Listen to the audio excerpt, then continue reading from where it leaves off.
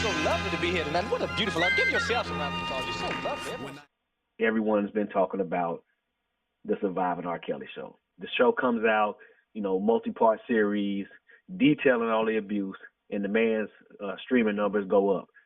What's your thoughts on that? Honestly, R. Kelly has produced a lot of good music over the years, and since we're so far removed from when he actually was producing a lot of music, I can see how this would make people go back and be nostalgic and listen to a lot of the old songs. I guess it's not shocking because when a person has talent and they produce something that greatly benefits your life, especially in the form of music, which is psychologically just good therapy, it's something that's very dear to people.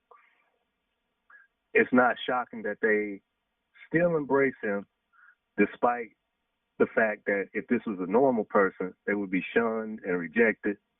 First off, let me say, I'll go a step beyond that. I agree. I was not shocked that his streaming numbers went up. Actually, if I'm being honest, this is what I expected. And it's not entirely for cynical reasons, even though some of the reasons I expected it are completely cynical. But you touched on something that's important. You talked about people reacting to things that benefit them. I mentioned this to someone in a comment back and forth on Facebook. People are selfish in general. They're selfish.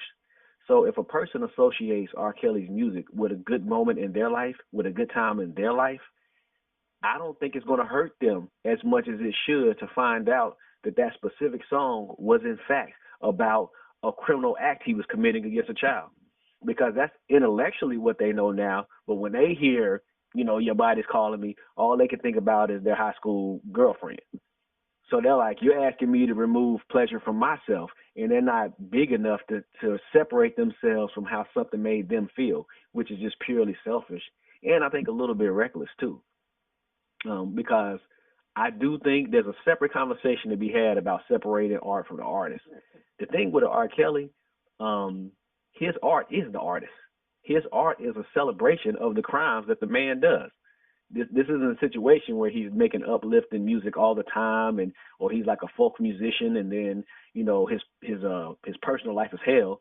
No, his music is a celebration of it's the crown and achievement of the crimes that he's committing right before your eyes. So in this case, you definitely can't separate the art from the artist for the most part. There are exceptions, the I Believe I Can Fly or I Wishes and a few other songs. But in general, you feel me? Like he's luxuriating in his criminal lifestyle through his music. Because I don't think if you play Step in the Name of Love at your wedding that you're a terrible person for loving that song. But I think if you say, well, look, I don't care, I'm going to support him anyway, then you're refusing to draw a line in the sand and say that this topic, specifically protecting black women, protecting our children, it's not that important. It's not as important as me having a good time at this cookout. That part is sad. No, I completely agree. I think there's some kind of a disbelief. I think people innately think that if someone is that talented, that for some reason they don't still have this sick, dark nature in them that just a normal individual could have, someone that doesn't have that type of talent. So I think they immediately are in disbelief somewhat, or immediately, what's the word? They mitigate it to some degree because that person is actually talented and extraordinary. So I don't think they give it the same gravity. I know they don't give it the same gravity as they would if this was a person that had no talent and contributed nothing to their life, artistically or in any other way. You're right. They just don't want to attach anything negative to that person, and by extension to the feelings this person's creations give them. Yeah, that instinct will override any type of intellectual conflict they could have. The more value you have for people, the more it alters the way they judge you in every way, especially when it comes to wrong done. So it might not be something that people like to admit, but the way they see morality is very much determined by how much value a person has. They apply their morality after that.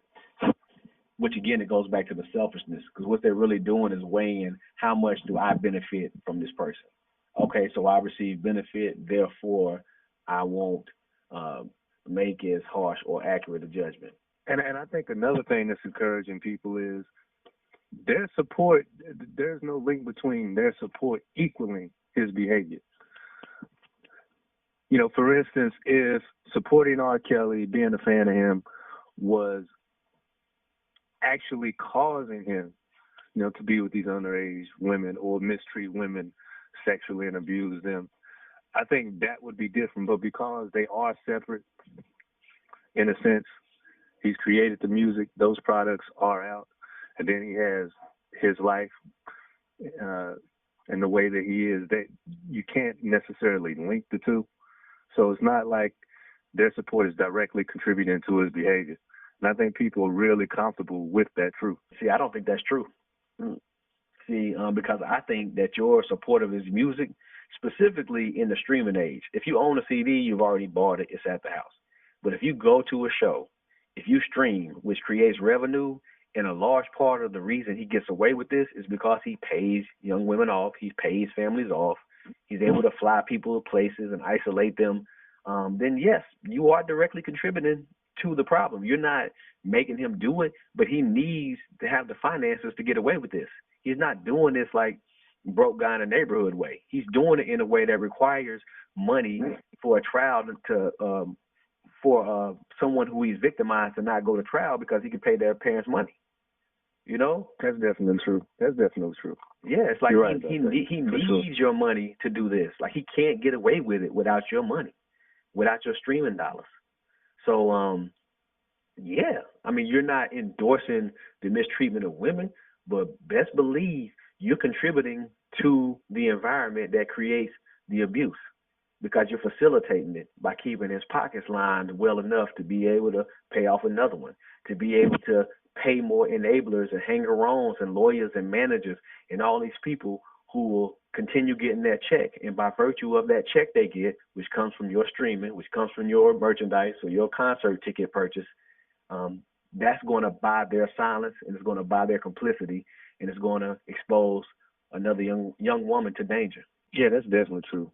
Definitely can't argue or want to argue against that. That's sure true. But you know, but we don't have to keep going back and forth on this dude. I mean, again, we do not support anything this dude does in terms of mistreating women. I don't even feel obligated to go on to qualifying it and talk about his talent. Man, there's a lot of talented people in the world. Getting back to the original question, if the choice is between denying yourself something that gives you pleasure or taking a stand against someone on principle, sadly, I think most people would choose to be selfish. So no, I'm not shocked that his streaming numbers are going up and prepare to be disappointed because they might keep climbing.